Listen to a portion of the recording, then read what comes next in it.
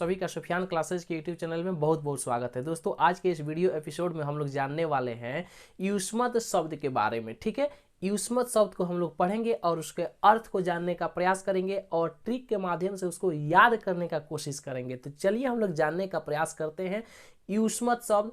तो चलिए हम लोग शुरू करते हैं। तो देखिए, युष्मत शब्द जिसका अर्थ होता है तुम, ठीक है, और इसका रूप चलता है त्वम युयाम युयम, यानी एक वचन में रहता है त्वम, द्विवचन यानी युयाम और बहुवचन यानी युयम। ठीक है, ये जितने आपके ये दिखाई दे रहे हैं ये सभी क्या है, एक वचन के हैं, और ये जो दिखाई दे रहे हैं ये क्या है, आपके द्विवचन के रूप है, और ये जो है ये क्या है, बहुवचन के रूप है। ठीक है, तो एक वचन में इसका रूप चलता है त्वम, त्वाम, त्वया, तुभ्यम, त्वत, तौ, त्वयि। ठीक है, और द्विवचन में जो रूप चलता है वो चलता है युयाम, युयम, युवाभ्याम, युवाभ्याम, युवाभ्याम, युयो, युयो। ठीक है, और बहुवचन का जो रूप चलता है वो चलता है युयम, युष्मान, युष्माभि, युष्मभ्यम, युष्मत, युष्माकम, युष्मासु, ऐसे इसका रूप चलता है। ठीक है, और जैसा कि हम सभी लोग अस्मत् शब्द रूप पढ़े थे तो अस्मत् शब्द रूप का अर्थ जानने का प्रयास किए थे कि उसका अर्थ हम लोग कैसे निकालते हैं। तो जैसे हम लोग कारक चिन्ह के माध्यम से अर्थ निकालते थे, सेम वैसे ही इसका भी अर्थ कारक चिन्ह के माध्यम से निकलेगा। तो चलिए कारक चिन्ह के माध्यम से हम इसका अर्थ निकालने का कोशिश करते हैं। तो देखिए, सबसे पहले हम लोगों ने ये जाना था कि कर्तरी प्रथमा यानी कर्ता कारक में प्रथमा विभक्ति होती है। तो यहाँ पर जहाँ प्रथमा दिखाई देगा समझेंगे कि वहाँ कर्ता कारक होता है, जहाँ द्वितीय दिखाई देगा वहाँ समझेंगे कि यहाँ कर्म कारक की बात हुई है, जहाँ तृतीया यानी कर्ण कारक, चतुर्थी यानी संप्रदान कारक, पंचमी यानी कि आपादान कारक, और षष्ठी यानी कि संबंध कारक, और सप्तमी यानी कि अधिकरण कारक, और सारा का चिन्ह वहां पर उठा कर रख देंगे। जैसे कि कर्ता का चिन्ह होता है ने और शून्य, कहीं ने भी दिया रहता है, कहीं कहीं शून्य भी रहता है। तो देखिए यहाँ पर दिया है तोम, तो तोम मतलब हो जाएगा तुम या तुमने। ठीक है, क्या हो जाएगा, तोम मतलब तुम या तुमने। युयाम, युयाम दिया है ना, तो जबकि द्विवचन की बात हो रही है ना, तो यहाँ पर कहेंगे तुम दोनों, क्या कहेंगे, तुम दोनों या तुम दोनों ने। युयम यानी तुम सब या तुम सभी या तुम सभी ने। ठीक है, कोई क्लियर, कोई दिक्कत नहीं ना। ठीक है, अब चलिए हम द्विवचन की बात करते हैं।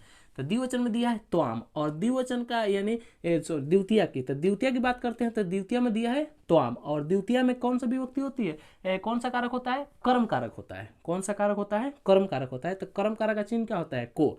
तो त्वाम यानी कि तुमको, तुम दोनों को, तुम सभी को, तुम्हारे द्वारा, तुम सभी के, तुम दोनों के द्वारा, तुम सभी के द्वारा, तुम्हारे लिए, तुम दोनों के लिए, तुम सभी के लिए, तुमसे, तुम दोनों से, तुम सभी से, तुम्हारा, तुम दोनों का, तुम सभी का।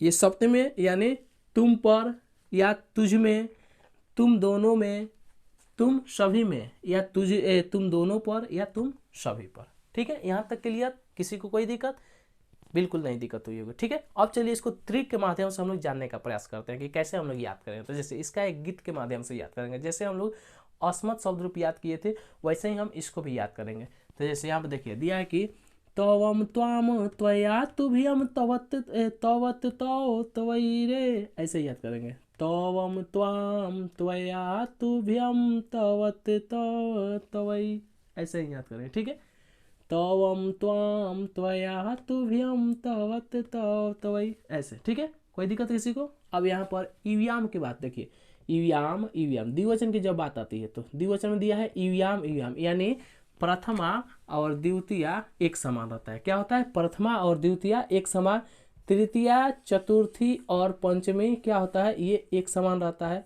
और षष्ठी और सप्तमी एक समान। ठीक है, तो द्विवचन याद करना बहुत ही आसान है, बहुत ही इजी है। ठीक है, अब चलिए हम आते हैं बहुवचन की ओर कि बहुवचन को कैसे याद करें। तो बहुवचन को सेम वैसे ही याद करेंगे कि युयम, युष्मान, युष्माभि, युष्मभ्यम, युष्मत, युष्माकम, युष्मासु, युयम, युष्मान, युष्माभि, युष्मभ्यम, युष्मत, युष्माकम, युष्मासु, बिल्कुल ऐसे ही याद होगा। ठीक है, अब देखिए बिहार बोर्ड के एग्जाम में प्रश्न कैसे उठते हैं, या यूपी टेट के एग्जाम में प्रश्न कैसे उठते हैं, संस्कृत से रिलेटेड जहाँ भी सब्जेक्ट होता है, संस्कृत सब्जेक्ट की बात होती है तो सर्वनाम शब्द से यानी युष्मत शब्द से कैसे प्रश्न उठते हैं मैं आप लोगों को बताने का प्रयास करता हूं। तो देखिए पूछेगा कि युष्मत शब्द चतुर्थी विभक्ति एक वचन क्या होगा। क्वेश्चन को ध्यान से सुनेंगे। युष्मत शब्द चतुर्थी विभक्ति एक वचन क्या होगा।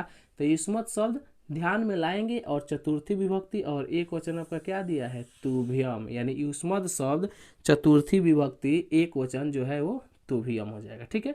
फिर यदि प्रश्न पूछेगा तो पूछ सकता है कि युष्मत शब्द सप्तमी विभक्ति बहुवचन क्या होगा। तो युष्मत शब्द सप्तमी विभक्ति में आएंगे और देखेंगे कि अच्छा बहुवचन, अच्छा एक वचन है, द्विवचन है, बहुवचन है। बहुवचन में कहाँ आएंगे, सप्तमी में आएंगे।